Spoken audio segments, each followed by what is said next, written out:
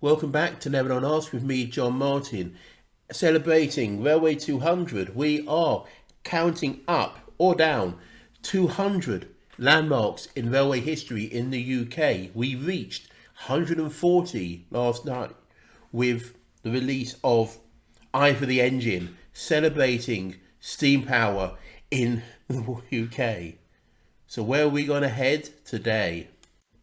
It's the 18th of the 3rd, 1960.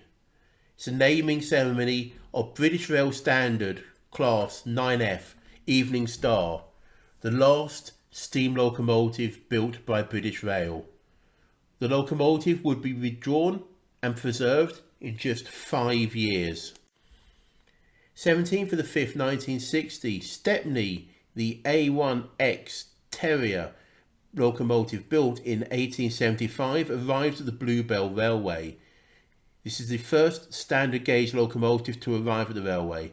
Many of its classmates survived not only grouping but nationalisation, the final members of the class being withdrawn in late 1963, with 10 being preserved. The Bluebell Railway opened up between Sheffield Park and the Horsted Quays in August of 1960.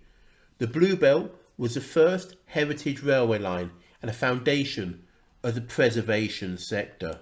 1st of the 6th, 1961, the Class 55 Deltic locomotives were unleashed onto the East Coast Main Line in summer 1961.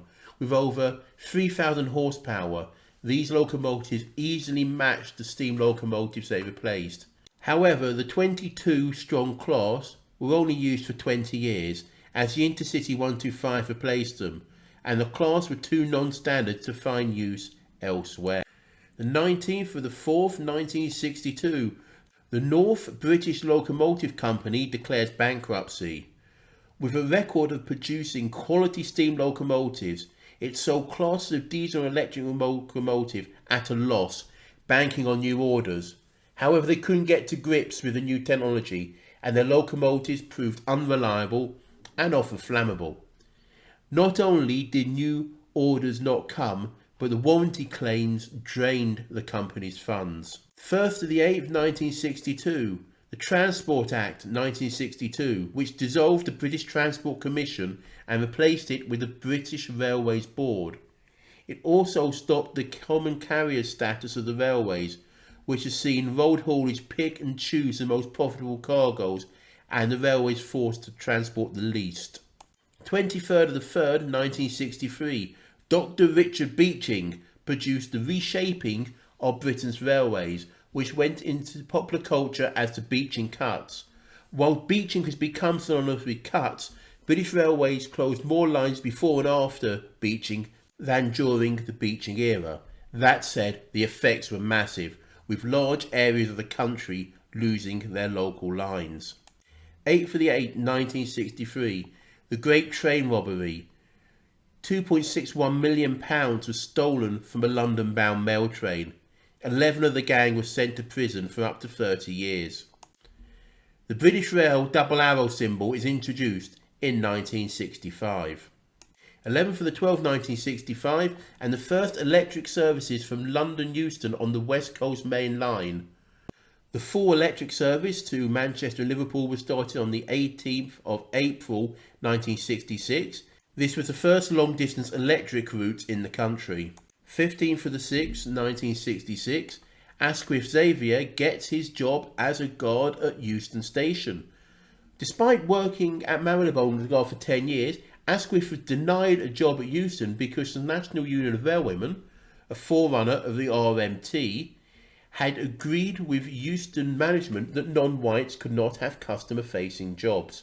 Following a campaign, colour bands were dropped at all stations. 29th of the 1st, 1968, the 4,000 horsepower diesel locomotive Kestrel was handed over to British Railways from Brush Traction at Marylebone Station. This was to be the most powerful diesel loco to run in the British Isles, and while it produced good performances, its heavy weight saw it being sold to the Soviet Union. The 11th of the 4th, 1968, the 15 guinea special ran from Liverpool to Carlisle via Manchester. This was the last mainline steam service under British Rail.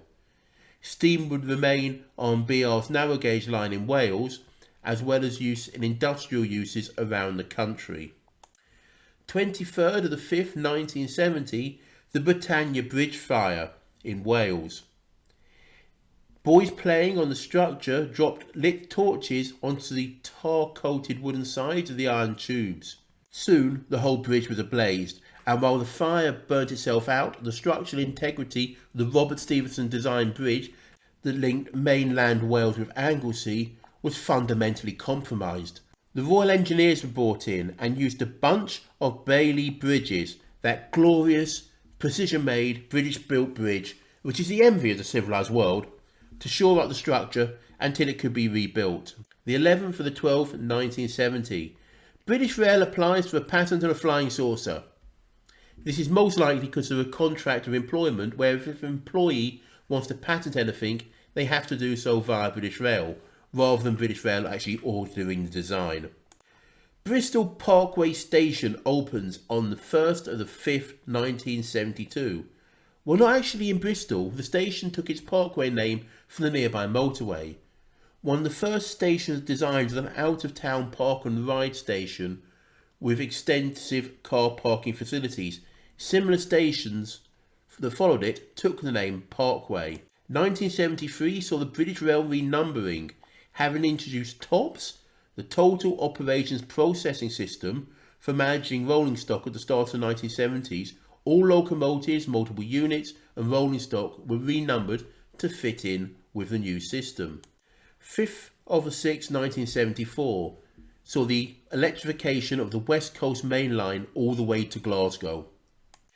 1975, and Ernest Marples, the Transport Minister behind the Beeching cuts, leave for Monaco. He is being sued by a merchant bank, by a former employee, for 30 years of back taxes and a drink driving prosecution. In addition, his involvement with the Profumo affair, where prostitutes recalled his fetish for being whipped while in women's clothing, had been covered up. 4th of the 10th, 1976, the first Intercity 125 on the Western region. These are a set of British Rail Mark III carriages with diesel power cars on each end. While they ran up to 125 miles an hour in service, they were tested beyond 140 miles an hour. Production models featured design by Kenneth Grange and became the icon of high-speed services in the UK. Their success, which is known simply as a high-speed train, and reasonable simplicity and reliability were instrumental as well in cancellation of the competing advanced passenger train project. The 11th of August 1980, the Tyne and Wear Metro opens. As the electric trains and infrastructure around Newcastle became life expired, the lines were converted to diesel operation. Passenger numbers fell as travellers were dissatisfied with the situation. In an effort to revitalise the transport system, a group of local lines were taken off the national network and linked via new city centre tunnels. And there we have reached 160 of my 200 rail landmarks. Only 2 episodes to go. What should I have included in this section? What shouldn't I have included? Please like, comment, subscribe. Please ring the bell, and we'll be back next time for even more landmarks as we make our way to 200.